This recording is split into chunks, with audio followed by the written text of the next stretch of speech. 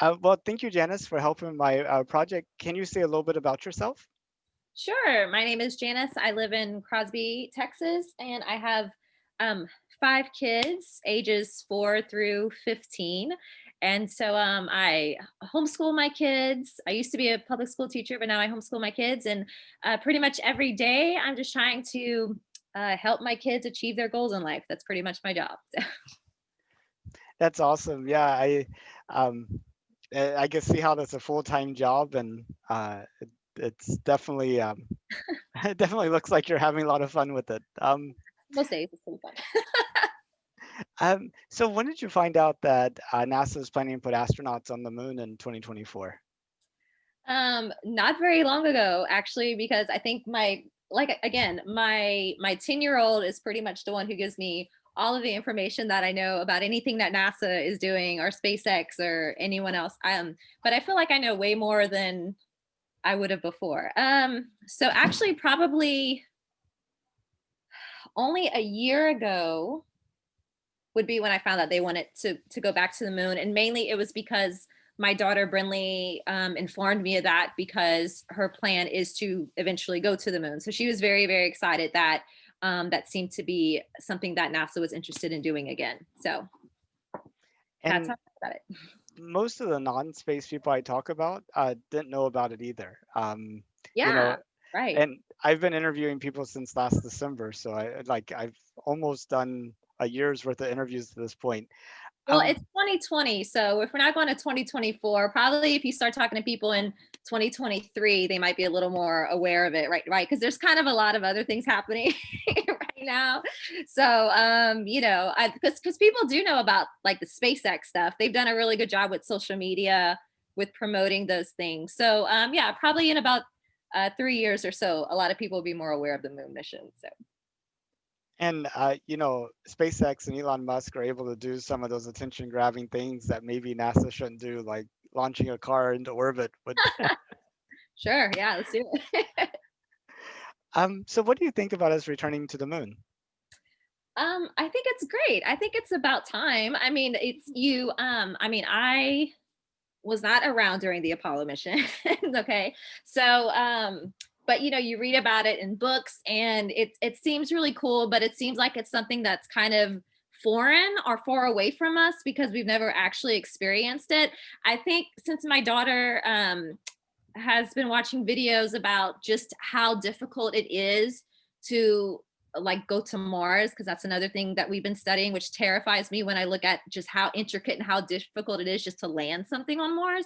Then the thought that we went to the moon, and then at that time that we went to the moon on technology equivalent to like a VHS cassette tape or something, that's absolutely insane to me when you actually think about how difficult it was to accomplish such a thing. And I think there is something in our country that has kind of lost that vision, that excitement, this idea that we can just do crazy, impossible things like that.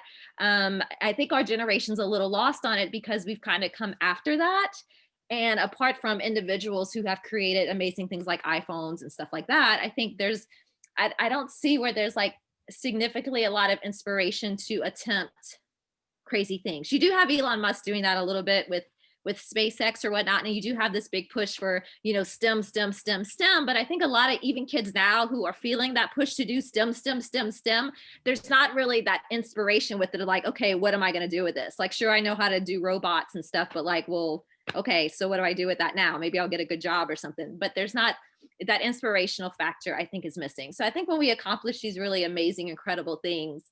Um, I think that just inspires us to do more and explore more. And I think going to the moon for us, it would be like, wow, we actually getting to see that in our time kind of just brings the Apollo mission and everything else home to us and makes it a little bit more real for us when we're actually experiencing it ourselves. And I'm excited to see the kind of like visuals that we'll get when we're there just because our technology and our equipment is so much better than it was before. So there should be some really really cool pictures, even the stuff that people from International Space Station takes of Earth and the moon or whatever. I mean, those shots are really amazing, so I'm really excited to see what we get like from someone standing on the moon too. Yeah, I saw today that NASA put out a request for proposals for some company to um, kind of do like virtual reality or what have you, so that it feels Oh, like that a whole bunch of people are going to be there on the moon instead of yeah. just a couple of people. Yeah, I think that there's, like I said, I think there's going to be a huge thing where people are just live streaming and getting together for watch parties and kind of experiencing that moment where, especially the first woman walking on the moon, that's a really big deal too. So I know there's going to be a whole bunch of like just little girls lined up together just to see that first thing happen, and it's going to be great. It's going to be a lot of fun, and it's something to look forward to. We need something exciting and aspiring to look forward to right now, so I think that'll be good for everyone just in general.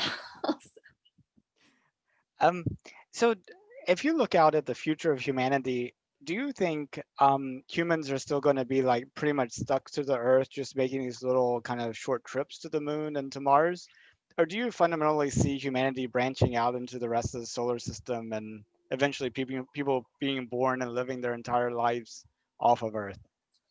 um Yeah, I do. I don't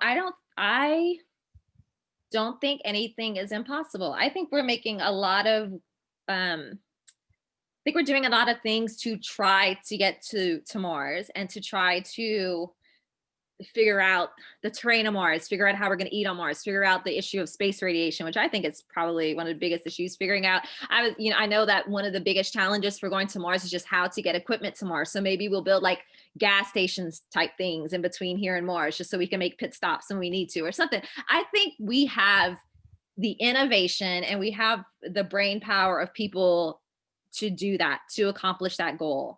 I don't know if we'll see it in my lifetime. I hope so, but I do think people um, have enough knowledge and innovation to figure that out. And I think it's going to take a while. I think we're going to have to get out there first and really see what's happening, and then it's trial and error. And there's going to be some good trips and some bad trips. I think there definitely is a sacrificial aspect to exploring something as far away from Mars, but I think that we will eventually get there. I think when we're going to stop is when we decide to stop. Like, I don't think it's impossible. I think it's going to be when people say it's too risky, or we just don't want to do it anymore, or we just don't want to invest it anymore. I think like we are the ones who can stop ourselves from doing something like that. But I think as long as there's a passion and desire to do it and money to fund it, I think we could go anywhere we want actually. So If it was safe and affordable, would you go into space? if it was safe and yes. Safe and affordable are the keywords though. You take one of those out of the equation, like, no, not doing it. I would want to go to space, but I would also want to come home. I think I'm pretty comfortable on Earth. Earth is great. I got no problems with Earth. I know a lot of people right now who are like, I need to get out of here. How can I get out of this country? How can I get out of this planet? They're like, have we landed on Mars yet? Have we done it yet? Is that an option? I'm hearing that often a lot more. But yeah, I would love to go to Mars and visit my daughter if she decides to go and land. I'd love to see that. But as long as I can come back home, I kind of would like to stay.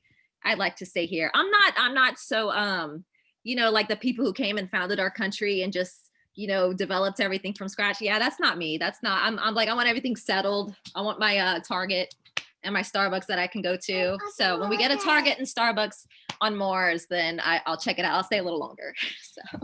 The president of SpaceX is Gwen Shotwell, and she has the same view as you. They asked, "Well, will you go to Mars?" She's like, it's going to be like camping, and I don't like camping. Yeah, So, I don't camp. I'm like, I'm not gonna go act like I'm homeless for however long time. This is my son Wyatt, by the way. Say hi. Oh, he's hi, shy. Wyatt. We- Wyatt.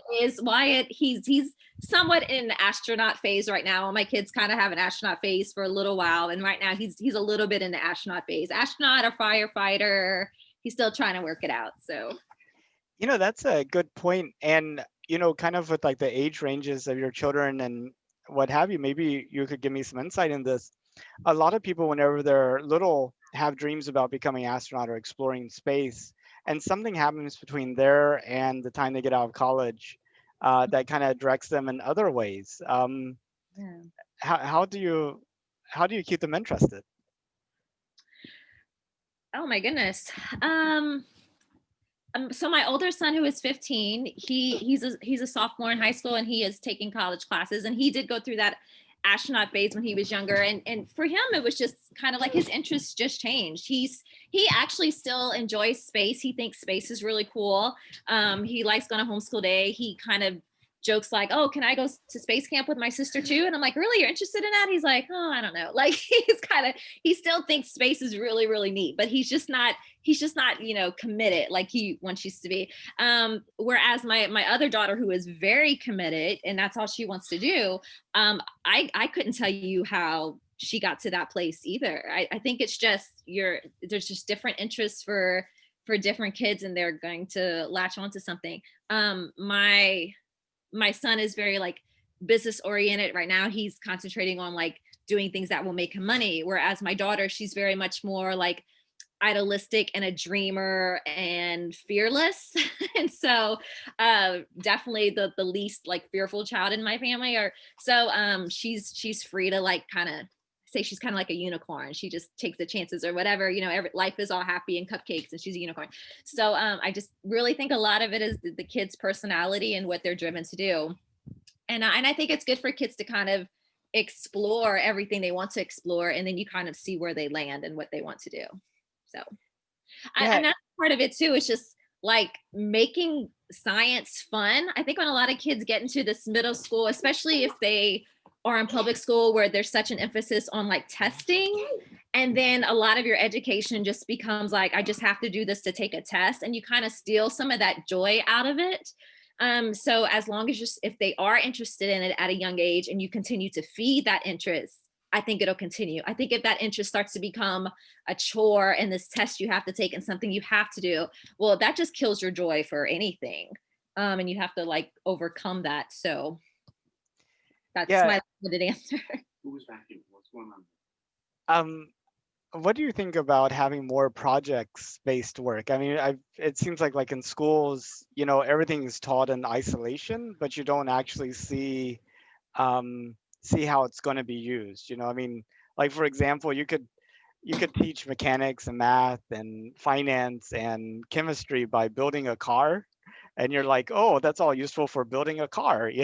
But whenever you just learn like math all by itself, you're like, what's the point? Well, that's how we feel too, right? Like even as adults, like we want purpose and we want, to see how this is valuable and worth my time. I think there's enough data with education to show that students who are engaged hands-on and in project, that they retain much more information, and that they are that they just do a better job with it. We have this thing in classical education where there is a grammar stage, which is just foundational. You're just memorizing facts. You don't know how you're going to use those facts or what you're going to do with it. And some of them are totally over your head, but you're just memorizing. You're just getting this stuff into your brain. And then the next stage, you kind of learn how to work with those facts a little bit, but then you try as much as you can to master them. And when you get to the rhetoric stage, where you feel like you've kind of mastered that, those foundations really, really well, how to work with those things. And then the rhetoric stage is you get to be creative with it. You get to do your own thing. And that's part of education that we've kind of skipped. Like sometimes one thing I'm seeing a lot in education now is that we want you to have this higher level thinking that you would have in a rhetoric stage, but we don't want to teach you your math facts. Or we're missing that foundational. There's a stage in that 3 steps that we're just taking away. And so it just ends up becoming something that's boring or you don't really understand or grasp really well. So having something in a project where you have to use your hands, you have to have that good foundational knowledge first, and then you have to see how you can apply it. That's just a better form of education all the way around, whether it's something to do with space or anything. It just gives you a more holistic, organic way to learn something. And no, that makes complete sense. I hope a lot more educators take that to heart. Well, I know a lot of, I used to be a public school teacher. I'm not a public school teacher anymore. My husband still is a public school teacher. And I know a lot of really, really great teachers, but they really do get bogged down with the testing schedule. and with a lot of the things that their schools require them to do. And we have a lot of teachers who are just, they go into this career because they love students. They want to inspire kids to learn. But even your very best teachers, they're just kind of stuck with, well, I got to get this thing done and I got to do this thing. And it just really squashes a lot of their creativity and a lot of their joy. That's why a lot of our poor teachers are so burnt out, because they have to do all these other things, where it's like, if you just let teachers be teachers and let them be creative and let them do what they want to do in their classrooms, your kids are just going to come out so much better, because no one's in there just because I have to be here. Like you don't go, like, teaching's not worth the trouble if you just have to feel like you have to be there.